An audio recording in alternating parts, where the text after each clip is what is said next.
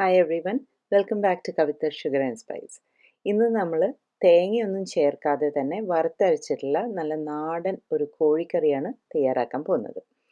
ഇപ്പോൾ ഒരു 750 ഗ്രാം ചിക്കന് കണക്കായിട്ടുള്ള അരപ്പാണ് നമ്മളിവിടെ ആദ്യം തയ്യാറാക്കുന്നത്. അപ്പോൾ എല്ലാ മെഷർമെൻറ്റ്സും ഞാൻ അതിൽ എഴുതിയിട്ടുണ്ട്. ഇപ്പോൾ നമുക്ക് ആദ്യം മല്ലിക്കുരു, പച്ചമല്ലി വറുക്കണം. അതോടൊപ്പം മുളക് നിങ്ങളുടെ എരിവിനനുസരിച്ച് അഡ്ജസ്റ്റ് ചെയ്യാം. പിന്നെ ഗ്രാമ്പു, ഏലക്കായ, പട്ട ഇത്രയും ചേർത്ത് ഒന്ന് ഡ്രൈ റോസ്റ്റ് ചെയ്യുക. എപ്പോഴും ഒരു മീഡിയം ടു ലോ ഫ്ലെയിമിലായിരിക്കണം, ഒരിക്കലും ഹൈ ഫ്ലെയിമിൽ വെക്കരുത്. അതിന് ശേഷം കുറച്ച് കുരുമുളകും കൂടി ചേർത്ത് ഒരു ഗോൾഡൻ ബ്രൗൺ ആവുന്നവരെ ഫ്രൈ ചെയ്യുക. എന്നിട്ട് തീ ഓഫ് ചെയ്തതിന് ശേഷം ഒരു 1/2 ടീസ്പൂൺ പെരിഞ്ജീരകം കൂടി ചേർക്കുക. അപ്പോൾ നമുക്ക് ആ ചൂടും തന്നെ ധാരാളമായിരിക്കും, ഇല്ലെങ്കിൽ പെരിഞ്ജീരകം പെട്ടെന്ന് കരിഞ്ഞു പോകും.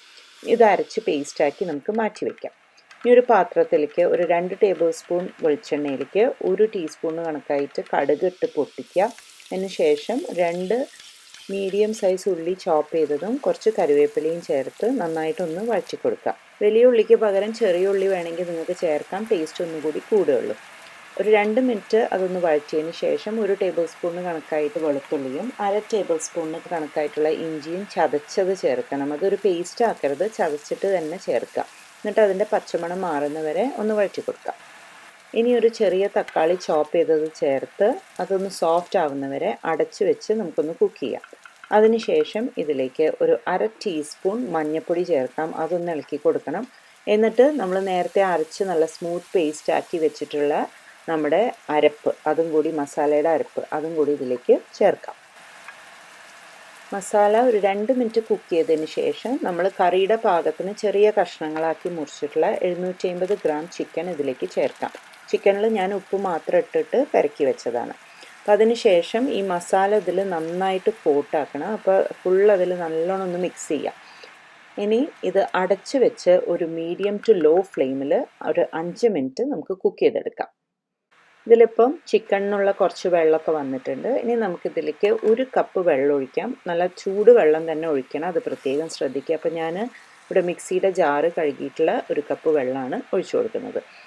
ഇതിലേക്കിനി നിങ്ങൾക്ക് പാകത്തിനുള്ള ഉപ്പ് കൂടി ചേർത്ത് അടച്ച് വെച്ച് ചിക്കൻ ഒരു പകുതി വേവാവുന്നവരെ നമുക്ക് കുക്ക് ചെയ്യണം. അതിന് ശേഷം 1 ഉരുളക്കിഴങ്ങ് ക്യൂബ്സാക്കി മുറിച്ചതും കൂടി ഇതിലേക്ക് ചേർത്ത് കൊടുക്കാം. ഉരുളക്കിഴങ്ങ് നേരത്തെ ചേർത്തിട്ടുണ്ടെങ്കിൽ അതാകെ ഉടഞ്ഞു പോയി അതിൻ്റെ ഷേപ്പൊക്കെ മാറും. അതുകൊണ്ടാണ് നമ്മളൊരു പകുതി വേവാവാനായിട്ട് വെയിറ്റ് ചെയ്തത്. ഇതിലേക്ക് ഇനി 2 പച്ചമുളക് കൂടി കീറിയിട്ടിട്ട് ഒരു മീഡിയം ടു ലോ ഫ്ലെയിമിൽ ഒരു 10 മിനിറ്റ് നമുക്ക് കുക്ക് ചെയ്തെടുക്കാം. നമ്മുടെ കറി ഇവിടെ റെഡി ആയിട്ടുണ്ട്. ഇനി നമുക്ക് അടുപ്പ് ഓഫ് ചെയ്യാം. അതിനുശേഷം ഇതിലേക്ക് ഒരു 1/4 അല്ലെങ്കിൽ 1/2 കപ്പ് നല്ല കട്ടിയുള്ള തേങ്ങാപ്പാൽ ഒഴിക്കാം.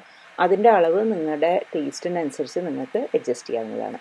അതൊന്ന് മിക്സ് ചെയ്ത് കൊടുത്ത് കുറച്ച് 1-2 മണിക്കൂർ വെച്ചതിന് ശേഷം സെർവ് ചെയ്യുന്നതാണ് നല്ലത്. ശരിക്കും പറഞ്ഞിട്ടുണ്ടെങ്കിൽ ഇതിൻ്റെ ടേസ്റ്റ് നെക്സ്റ്റ് ഡേ ആകുമ്പോഴത്തേക്കും ഒന്ന് ഇരട്ടിക്കും. അപ്പോൾ എല്ലാവർക്കും ഈ റെസിപ്പി ഇഷ്ടപ്പെട്ടു എന്ന് വിചാരിക്കുന്നു. ട്രൈ ചെയ്ത് നോക്കാൻ മറക്കരുത്. Thank you for watching my video. അടുത്ത തവണ വീണ്ടും വ്യത്യസ്തമായൊരു റെസിപ്പി ആയിട്ട് കാണുന്നവരെ take care and have a wonderful day. By.